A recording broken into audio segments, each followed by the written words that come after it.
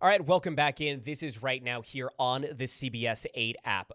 As we said here, we are extending here for an extra 30 minutes because we have what is the prayer service for the three individuals that have been killed in the Islamic Center of San Diego shooting. And what we are going to do here with this half hour is, of course, go through what it is that we know about the victims, what we have in terms of this service as it is getting started. Let's go through, let's start with who these victims are. We've heard a lot about, of course, the security guard, Amin Abdullah, who you see there, center of your screen.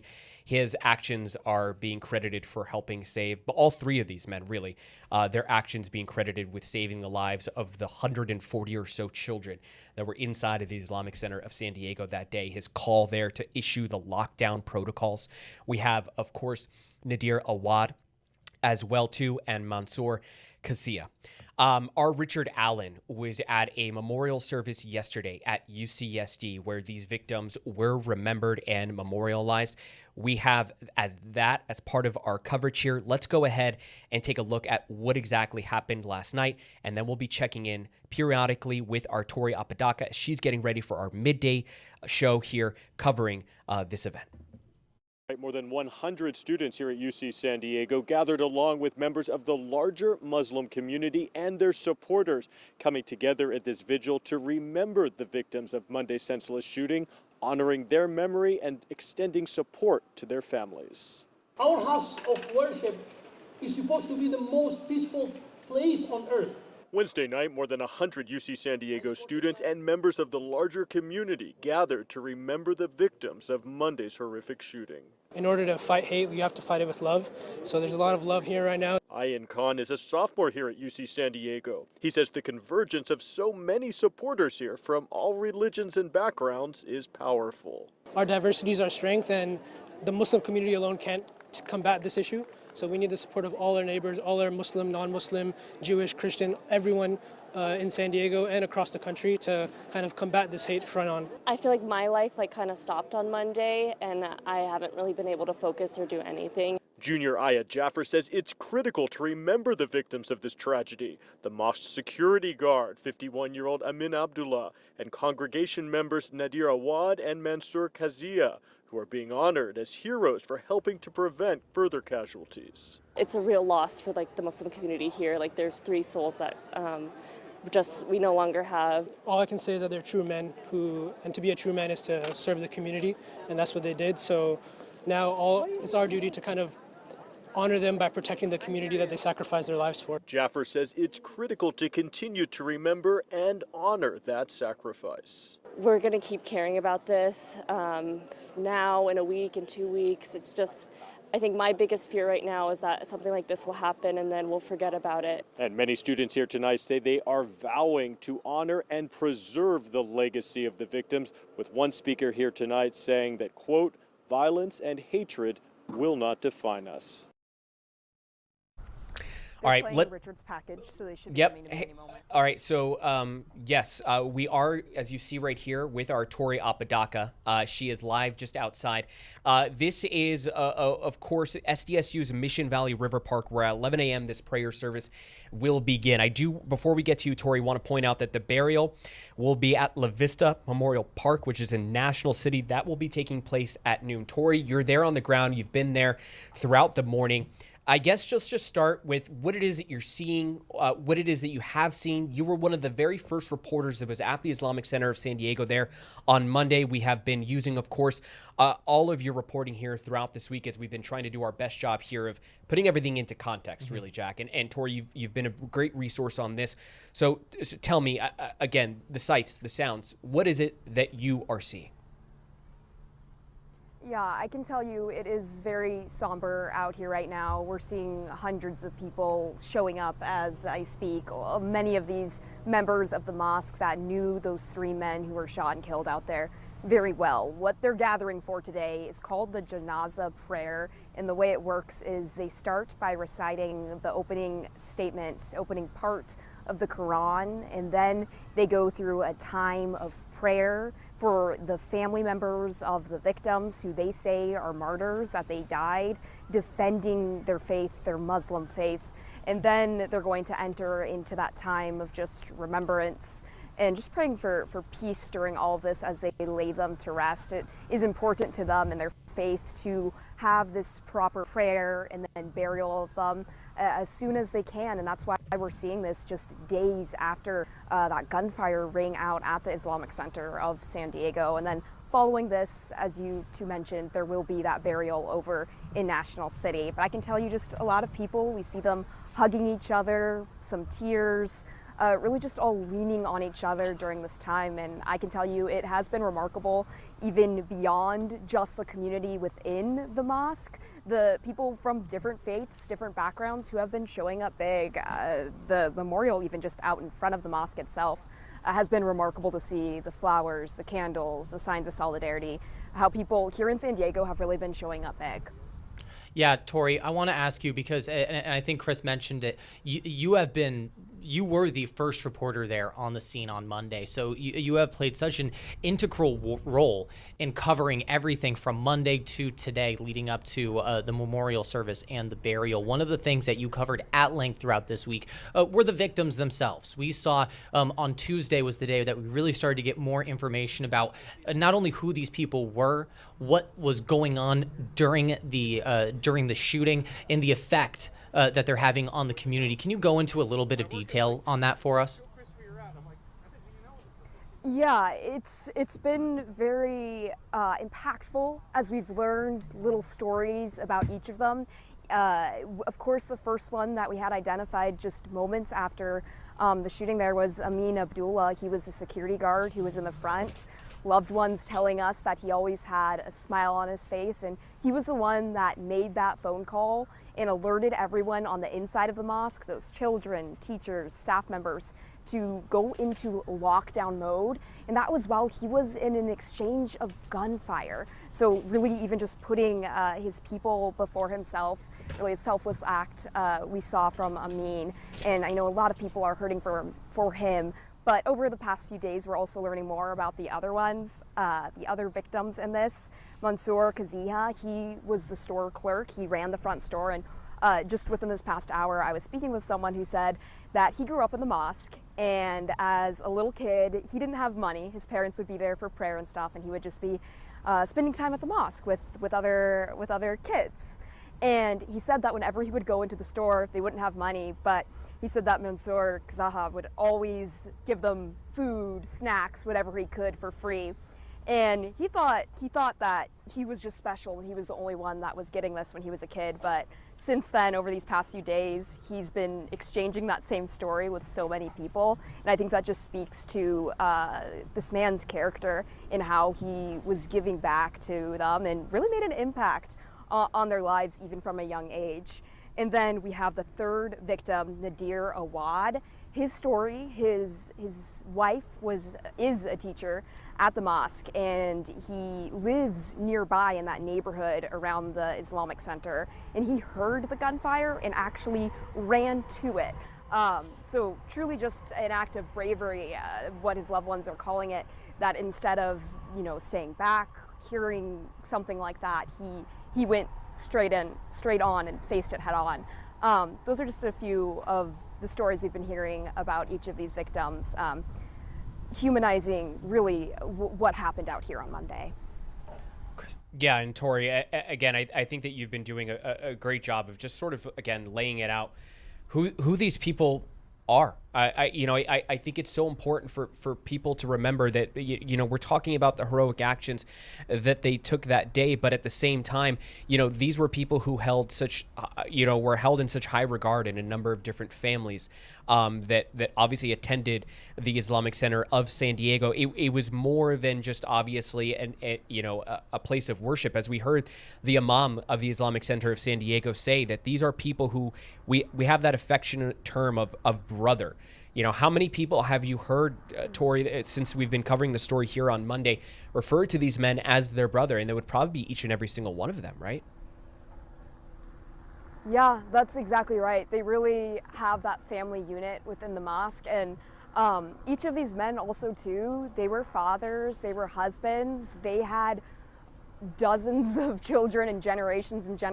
I know I was speaking with someone saying like this goes beyond just our immediate impact here at the mosque, but they've raised up generations of other Muslims who are now across the entire world, different professions, doing different things and making an impact. So really the lives that each of these men had goes beyond just the walls of the Islamic Center here in San Diego.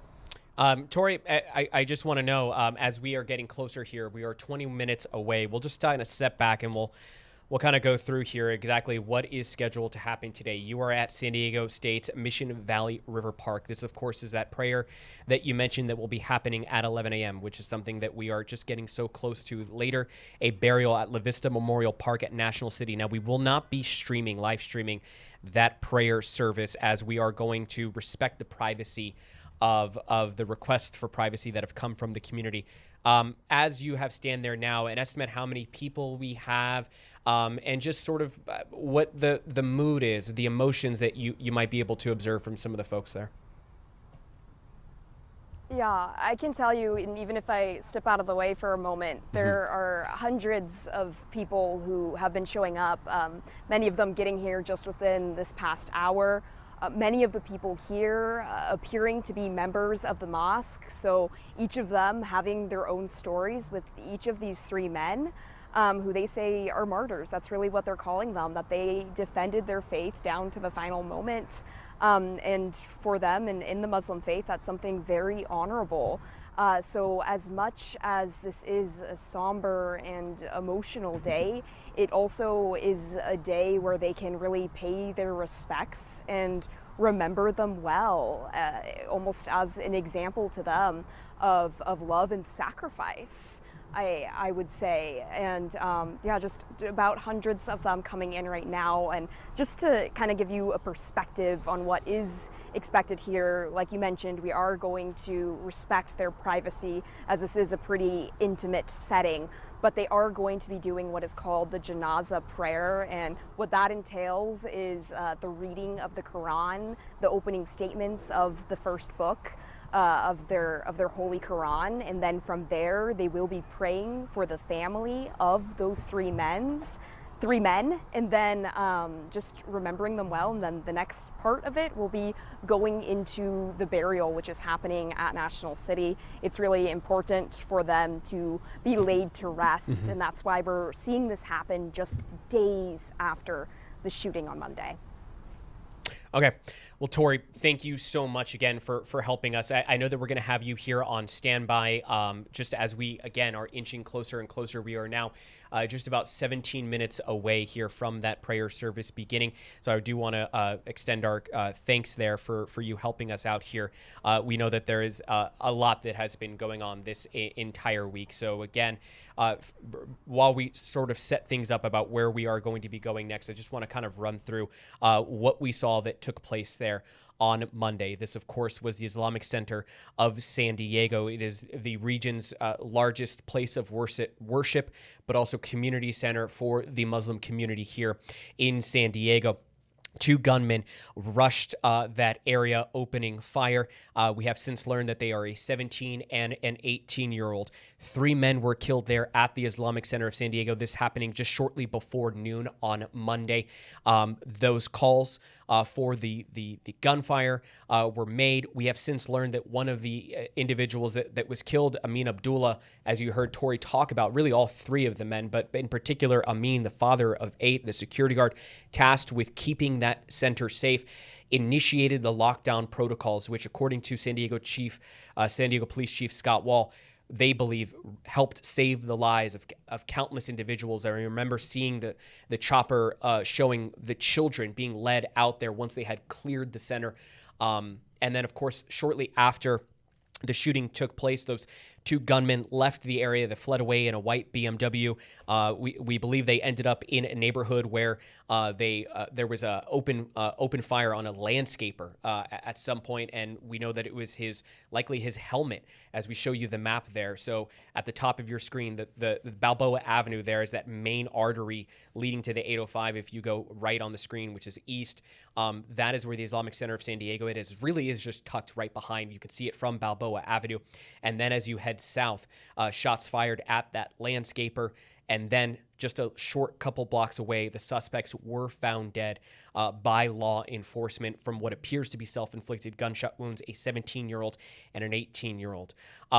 As we now turn to, again, those heroic actions, not only taken by Amin Abdullah, but also Mansour Kasia and Nadir Awad, who will be laid to rest today. I think nothing does a better job of showing that than the image right here you're seeing of our chopper above the Islamic Center of San Diego that show that I believe it was 140 to 150 children that were there at the Islamic Center that day being led safely out by law enforcement because those lockdown procedures were put into place because, as we are told, that those other two individuals were able to distract those two shooters enough that they eventually left that area. I know that there has been a lot of reaction from a lot of local leaders in our area. Mayor Todd Gloria, the FBI, our congressional delegation. We saw Congresswoman Sarah Jacobs lead something in the House just yesterday, a dedication to the Islamic community here of San Diego. But of course, as we know today, why don't we go ahead and take back that live picture? Do we want to get to some sound here? These were the parents who were waiting for the reunification.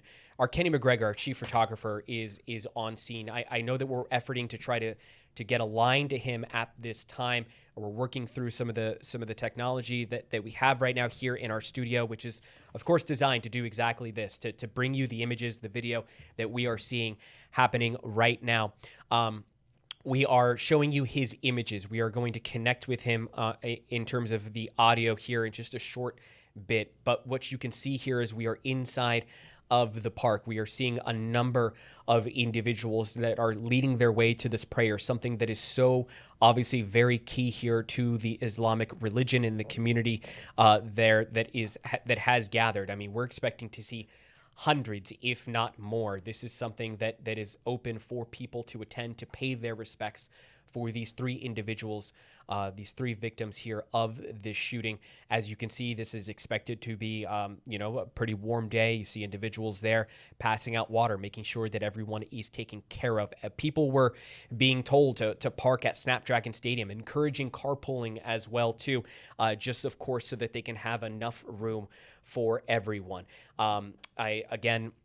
We are waiting to have our Kenny McGregor join us so that we can get sort of a sense of what he is seeing and what he is hearing.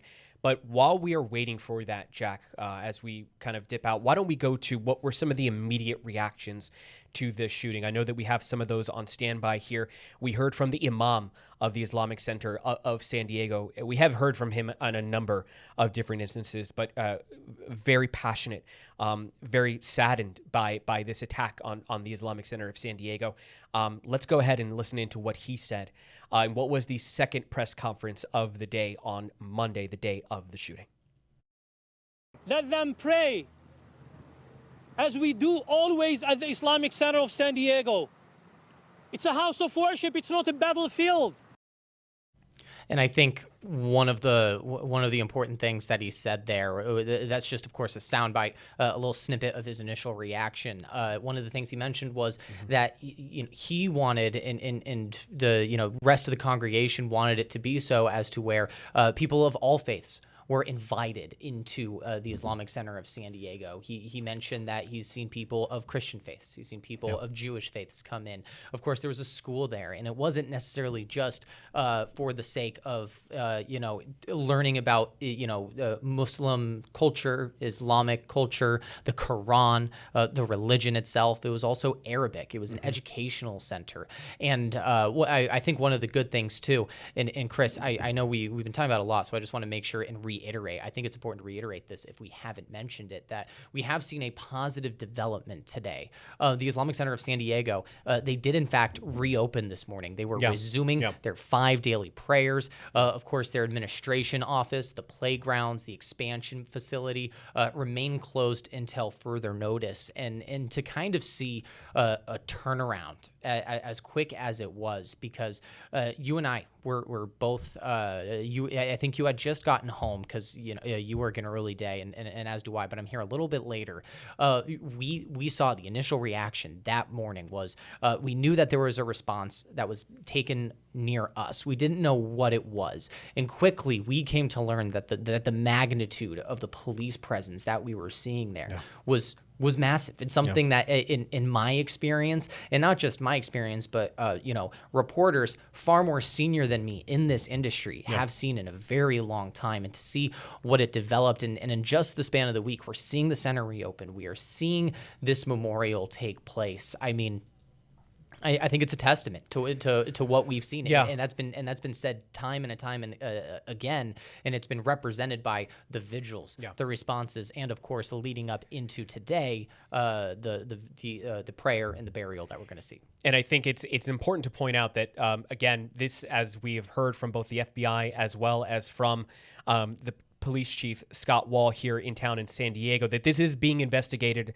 as a hate crime. We understand that hate speech was a part of what these two gunmen had on them. Again, we're still working out through all the details, but I say that to point out that the fact that the Islamic Center of San Diego is reopening, resuming these daily prayers, I think it's important for them because this is them saying that something like this is not going to stop them in what it is that they take joy in. The community, the prayer. As we pointed out, this is more than just a place of worship. This is a place where, as the Imam said, people would go to learn. People would go to continue to talk. And so to reconvene, to do all of the things that the center stood for. And that's why we're seeing I think what we can call a positive development here in this story, which is that they are not going to let this attack stop them from resuming what it is that they feel is a pillar in their community. As we take a look here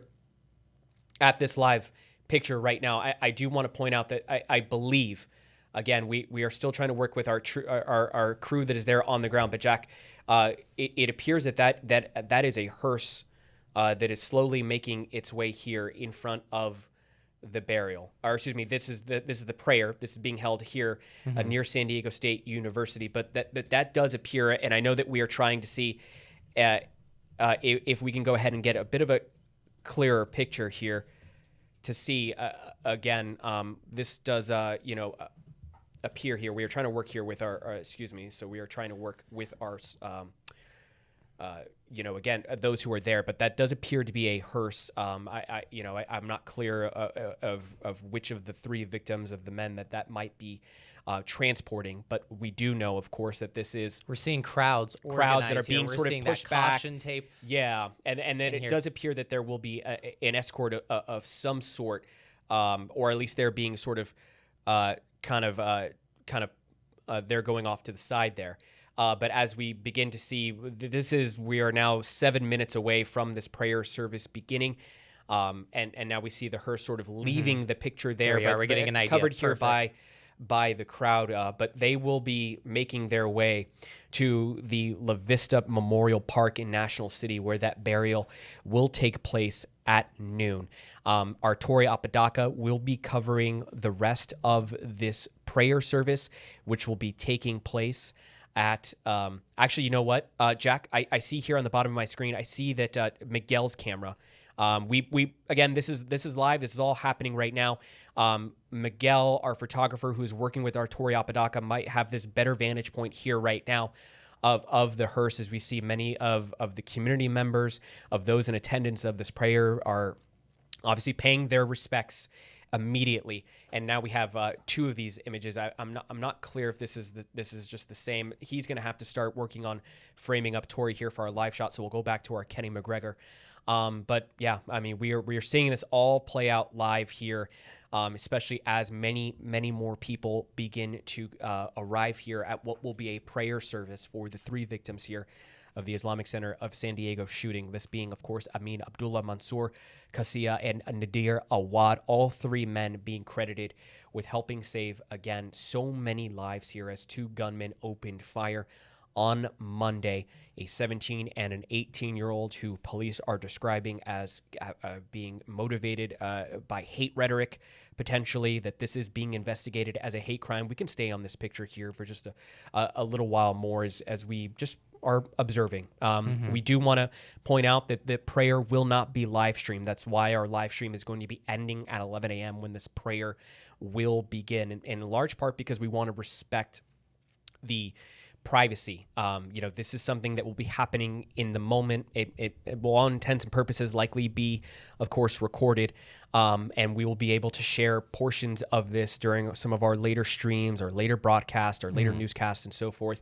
But of course, a community, everybody in the San Diego community, I believe I could see the imam there of the Islamic Center of San Diego, but those in attendance as well too, coming to pay their respects. We want to obviously respect that as well too, as we know that this is a very sensitive, this is a very important religious movement that they are going through as part of course, the burial process for those who observe, the Muslim religion, and just kind of, again, being able to see this powerful image of people from the community who are either members of the Islamic Center of San Diego or just San Diegans, as we heard from a number of local leaders. An attack on any community in San Diego is an attack on all San Diegans. I believe it was Mayor Todd Gloria who said that. I'm paraphrasing, of course.